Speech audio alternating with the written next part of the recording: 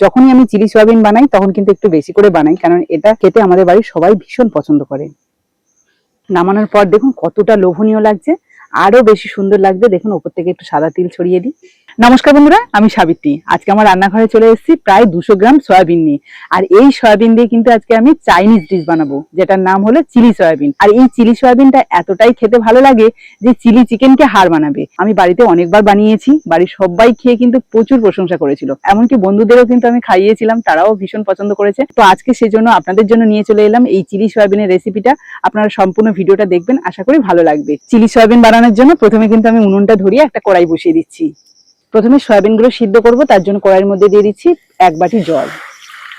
জলের মধ্যে দিয়ে দিচ্ছি অল্প একটু নুন।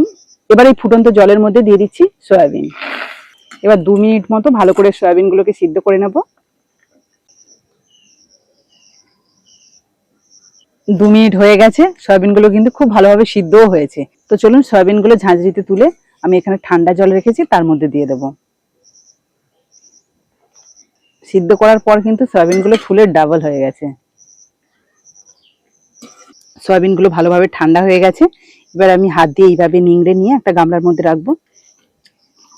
এবার এই সয়াবিনের মধ্যে কিছু উপকরণ মিশিয়ে নেব। প্রথমে দিয়ে দিচ্ছি আদা রসুন বাটা, স্বাদ মতো নুন, 1/2 চামচ কাশ্মীরি লঙ্কার গুঁড়ো, 1/2 চামচ সয়া সস, 1 চামচ দিয়ে দিচ্ছি চিলি সস, 1 চামচ টমেটো কেচাপ। এবার বাইন্ডিংটা যাতে ভালো হয় তার জন্য দিয়ে দিচ্ছি কর্নফ্লাওয়ার। এখানে মোটামুটি ভাত বাড়ার জন্য যেসব চামচ ব্যবহার করি সেই চামচের প্রায় 1 চামচ মতো দিয়েছি কর্নফ্লাওয়ার। আর দিয়ে দিচ্ছি ওই 1 চামচ মতো সাদা তেল। এবার সমস্ত কিছু ভালো করে মিশিয়ে নেব। এখানে যে সমস্ত কেচাপ গুলো দিয়েছি এর জন্য কিন্তু এই সয়াবিন গুলো খেতে দারুণ টেস্ট আসবে। দেখুন খুব ভালোভাবে মাখিয়ে নিয়েছি। হ্যাঁ, আর একটা জিনিস মিস গেছে, সেটা হলো গোলমরিচ। অবশ্যই কিন্তু গোলমরিচটা দেবেন, তাহলে কিন্তু খেতে ভালো লাগবে। এবার এগুলোকে তেলে ভেজে নেব।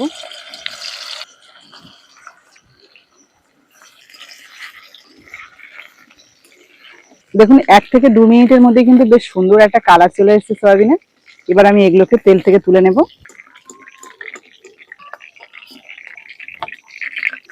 সবগুলো সয়াবিন বেশ সুন্দর করে ভেজে নিয়েছি। এবার কিন্তু আমি চিলি সয়াবিনটা বানিয়ে নেবো। তার জন্য কড়াইতে যে তেলটা রয়েছে ভাজার পর, তার থেকে কিছুটা তেল তুলে নিয়েছি আর কিছুটা তেল রেখেছি। এই তেলের মধ্যে দিয়ে দিচ্ছি কয়েক কোয়া রসুন কুচি।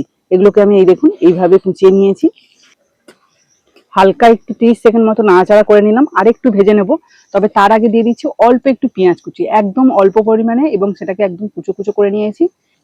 রসুনের সাথে দিয়ে দিলাম। চিলি সয়াবিন বা চিলি চিকেনের জন্য কিন্তু মশলা খুব বেশি ভাজতে হয় না।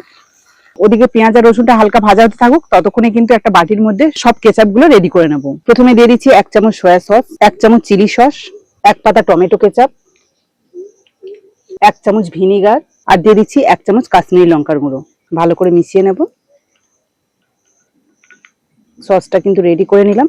এদিকে দেখুন পেঁয়াজ আর রসুনটা একদম হালকা করেই ভাজা হয়েছে, কোনো রকম কিন্তু কালারও চেঞ্জ হয়নি। এবার আমি এর মধ্যে দিয়ে দিচ্ছি ক্যাপসিকাম কুচি, আর সেগুলোকে কিন্তু আমি এইভাবে ডুমো ডুমো করে কেটেছি। দিয়ে দিচ্ছি পেঁয়াজ কুচি, আর দিচ্ছি টমেটো। এগুলোকে জাস্ট 1 মিনিট মতো নাড়াচাড়া করে নেব। খুব বেশি ভাজা যাবে না, আগেই বলেছি। চাইনিজ ডিশ গুলো কিন্তু এরকম হালকা করে সমস্ত সবজি টবজি ভাজা হয়। তো চিলি সয়াবিনের জন্য কিন্তু এই সবজিগুলোকে একদম হালকা করে ভেজে নিতে হবে। 1 মিনিট মতো নাড়াচাড়া করে নিয়েছি। এবার দিয়ে দিচ্ছি ছোট ছোট টুকরো করে রাখা আদার কুচি, ঝালের জন্য একটুখানি কাঁচা লঙ্কা কুচি। এবার দিয়ে দিচ্ছি যে সসটা আমি আগে থেকে রেডি করে রেখেছিলাম সেটাই। স্বাদ মতো এখন দিচ্ছি নুন, দিয়ে দিচ্ছি 1 চামচ চিনি, আর দিয়ে দিচ্ছি অল্প একটু গোলমরিচের গুঁড়ো। হালকা করে একটু নাড়াচাড়া করে নেব। এবার আমি এর মধ্যে মশলা ধোয়া জলটা দিয়ে দিচ্ছি। জল দেওয়ার সঙ্গে সঙ্গে কিন্তু বেশ ভালোভাবে ফুটে উঠেছে। এবার দিয়ে দিচ্ছি ভেজে রাখা সয়াবিন। এটা কিন্তু একদম শুকনো শুকনো করবো না, মাখা মাখা করবো। আর যদি আপনারা শুকনো শুকনো করতে চান তাহলে কিন্তু এর থেকে কম পরিমাণে জল দেবেন। এবার এদিকে দেখুন একটা বাটির মধ্যে অল্প একটু জল নিয়েছি, তার মধ্যে দিয়ে দিচ্ছি 1.5 চামচ মতো কর্নফ্লাওয়ার, যাতে গ্রেভিটা ঘন হয়। এবার এই কর্নফ্লাওয়ার গোলা জলটা এর মধ্যে দিয়ে দিচ্ছি। সেকেন্ডের মধ্যে কিন্তু গ্রেভিটা ঘন হতে শুরু করে দিয়েছে, এই দেখুন। তো আরো 2 থেকে 3 মিনিট মতো আমি ফুটিয়ে নেব, যাতে গ্রেভিটা খুব সুন্দরভাবে সয়াবিনের মধ্যেও যায়। তো বন্ধুরা একদম কম সময়ের মধ্যে দারুণ সুস্বাদু চিলি সয়াবিনটা বানিয়ে নিলাম। এবার এটাকে নিচে নামিয়ে একটা পাত্রে সার্ভ করে আপনাদের দেখাবো। তবে তার আগে একটুখানি সাদা তিল ছড়িয়ে দেবো, এতে করে কিন্তু দেখতে আরো ভালো লাগবে আর খেতেও কিন্তু ভালো লাগবে। তো চলুন এটাকে নিচে নামিয়ে একটা পাত্রে সার্ভ করে আপনাদের দেখাই। এখানে দেখুন বেশ অনেকটা পরিমাণে হয়েছে। যখনই আমি চিলি সয়াবিন বানাই তখন কিন্তু একটু বেশি করে বানাই, কারণ এটা খেতে আমাদের বাড়ির সবাই ভীষণ পছন্দ করে।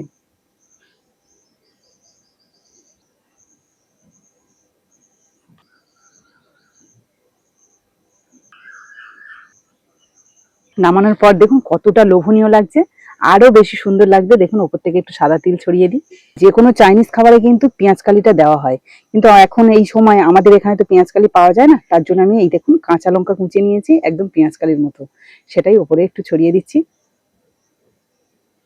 দেখুন বাড়িতে কিন্তু আমরা সবসময় সেভাবে চাইনিজ খাবার দাবার বানাই না, তবে মাঝে সাঝে ওই ম্যাগি বা চাউমিন এগুলো বানিয়ে থাকি, কিন্তু এরকম চিলি চিকেন বা চিলি সয়াবিন এগুলো বানানো হয় না। তবে এই চিলি সয়াবিনটা একবার হলেও আপনারা বানিয়ে দেখবেন, খুব ভালো লাগবে।